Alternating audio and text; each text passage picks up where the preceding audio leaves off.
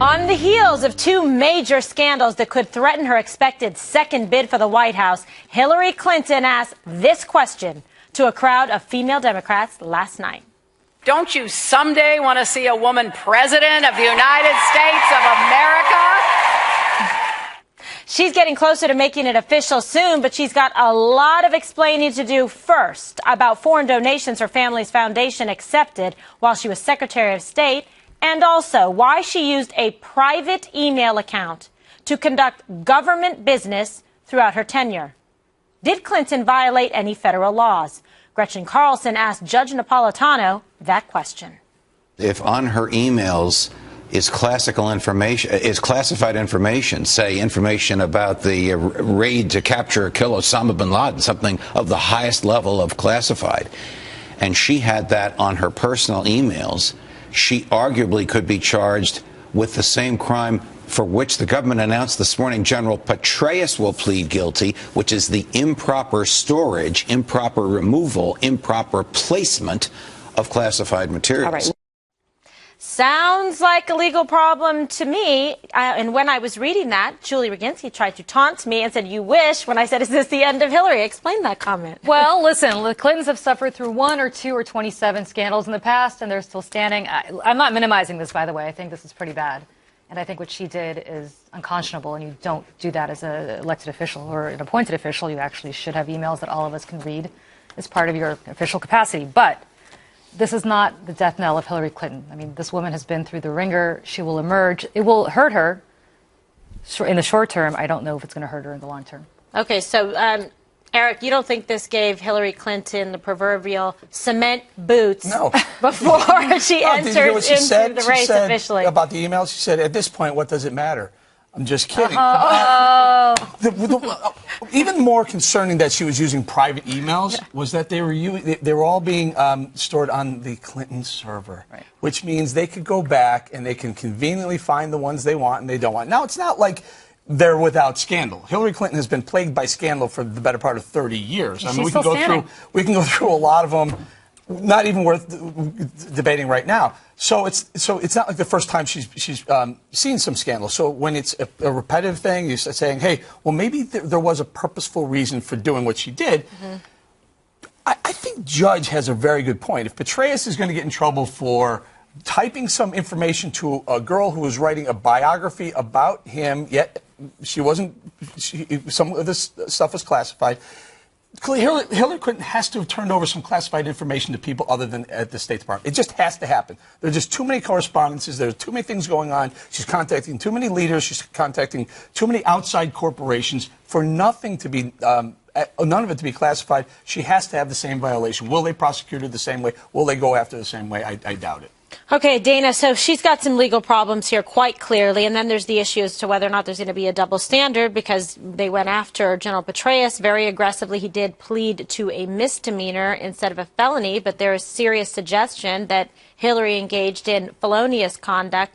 Not only that, violating the standards for the administration about retaining and preserving emails. Right. So Nedra Pickler of the AP just posted a story about the White House, and I thought their response is actually very interesting on two fronts. One, Joshua Earnest has tried to basically put some distance between Hillary Clinton and the White House to say the Obama administration guidelines are that anyone who is an official government employee, of which she was, has to use official government email in order to conduct business. So I think that, okay, that's fine. The question then is, though, so no one at the White House who was getting emails from Hillary Clinton ever said, don't you think you ought to have a state.gov email? Like, I can't be getting your personal email, your Hotmail account, to the National Security Advisor or the White House Chief of Staff. And that gets to that question again of character and judgment. Maybe this won't be the precise scandal that brings them down. But it's, again, this like, who does she surround herself with, and how does she's a lawyer. She knows what the law is, and every person at the State Department, every year, you have to get a briefing, just like you have briefings here at corporate briefings. In the government, you have an ethics briefing. Part of that ethics briefing is the Presidential Records Act, which changed in 2009. So she was out of compliance with the law. Now, some Democrats are mad about the whole issue. They think it's indefensible, right? I called her earlier the Secretary of Indefensible. Other Democrats are mad because the Clinton administration knew this was coming, or the Clinton camp knew this was coming, but they did not have an ability to defend it well. So they're not mad about the indefensible. They're just mad about the defense of the indefensible, which puts the PR people in a terrible position because it's actually not a public relations problem. This is a character and judgment problem, and it's possibly a legal one, too. Yeah, but the problem is, did they think it was better to do this and direct all the emails to their server at their personal residence than run the risk of emails coming back to haunt her? Did they think this would be a more insignificant scandal than perhaps if there was emails out there loose? But that's what I don't get. That's what I don't get. I mean, at some point, they must have said this is going to come out. It has to come out. I mean, you're the Secretary of State. Everything has to get archived. So they must have known this was going to come out. And what makes no sense to me is, why put yourself in that situation? What exactly. That's my point. I don't get it. One of the most important thing, the most concerning thing of this all the email scandal going on, I call it a scandal, is because, do you know how it was discovered? Do you know who unearthed the fact that Hillary Clinton was using a private email? Gutfeld.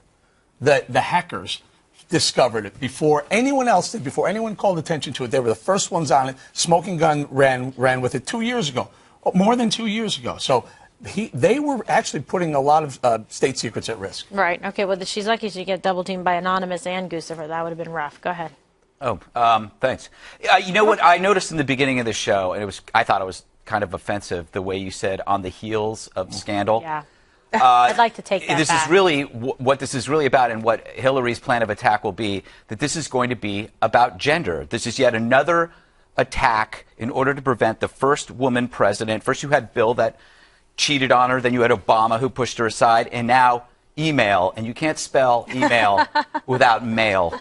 And if I were her and somebody said, why didn't you use that email, she should have said, I use female.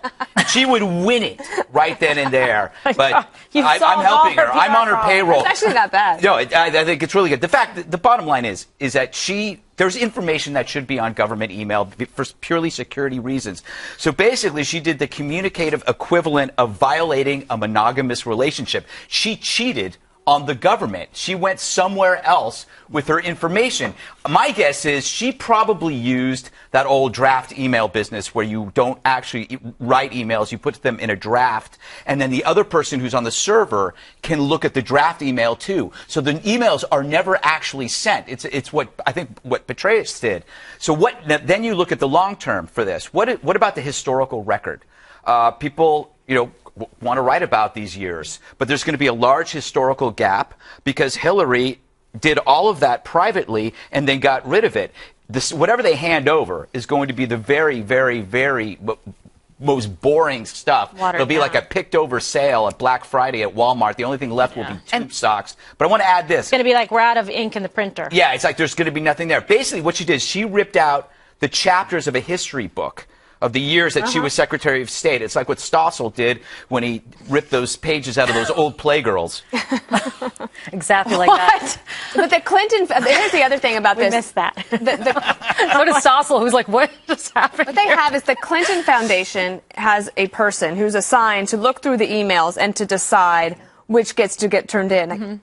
Nobody that works at the Clinton Foundation should be allowed to look at official government emails. Oh, correct. They don't belong to them. Huge problem. And they don't get to decide what is responsive to the government. The government gets to decide that. The whole thing is so shady. They turned in the State Department to like a neighborhood lemonade stand. Everybody can do a shift. Come on and take a look. See who comes up for business, which is a huge problem. But not only is Julie supporting and helping the Clintons, and Greg kind of helped Hillary there too, but the media is playing for her as well. Take a listen, take a look. All of this comes as Clinton is widely expected to make a run for the White House, which is why we turn now to our CBS News political director, John Dickerson.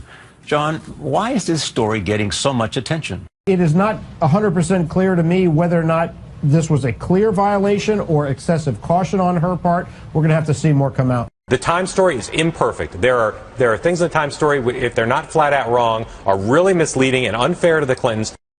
Wow. My goodness. With a media like that, I mean, gosh, you don't even need friends or like big wealthy donors from outside foreign countries. But wait a second. MSNBC is calling this a major crisis.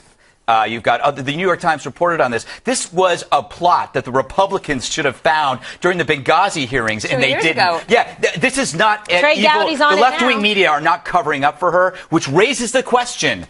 Why are they kicking her out of the plane now? Because there's got to be something else to come, and they don't think she can win, and they're pushing her out. Did you see Media Matters? Did you see David Brock this morning on Media Matters go after the New York Times? Now, this is actually getting entertaining from this standpoint. Media Matters, the Democrat talking megaphone for the White House, is going after the New York Times, saying that they need to retract the story because they wrote it without enough sourcing, and they don't think that she actually violated any laws. New York Times stands by their story. This is getting very interesting. You know what I love, though? That you think there's some massive left-wing conspiracy where we all get on the phone and we all talk about what's coming next. You were on the phone earlier. I was on the phone earlier. He busted me. Because we all secretly know what's coming. I'm not telling you. No, but there are a lot of people on your side of the fence. That would rather have Elizabeth Warren and can't stand Hillary Clinton. And I would say there are people in the Obama administration who can't stand Hillary and don't think she's going to win. Meanwhile, the Republicans are too busy at CPAC going after Jeb Bush. So true. You know, another thing on this is it's not uniform. I think the interesting piece is that it's actually not uniform that the Democrats or people in the media are defending her. If you look at thoughtful columnist Ruth Marcus and maybe that was not so nice. thoughtful Frank Bruni, both writing that is indefensible, that they don't understand why she would put herself in this position. The only explanation is that they were trying to hide it. I don't understand how they say that the New York Times is wrong. The Presidential Records Act is actually quite clear in black and white. And updated in 2009. In 2009, right before she was sworn in, it was very clearly stated. Probably voted on it. She probably voted to change the law. She had to be on the State Department email. She had to be, and she didn't. As David also points did out, her staff. There had to be emails going from Hillary Clinton to the White House. By the way, are those emails now going to be public record? And what about who? Well, there'll be a question, right? Because they will try to say that they are privileged. Or that they are part of deliberative process. Now, this is the problem with this story. You can get way down into the weeds of the archivist's Presidential Records Act. And that's why I think it's really important to just keep it at the top level, which is that she made a decision as the head of a department, as the Secretary of State, third most powerful person in the government, to defy the law to protect herself for future political ambitions. That's incredible. Leave it right there. Game over. Elizabeth's like printing her new stationery. Yeah, Elizabeth Warren, call your office. Yeah. Got an appointment.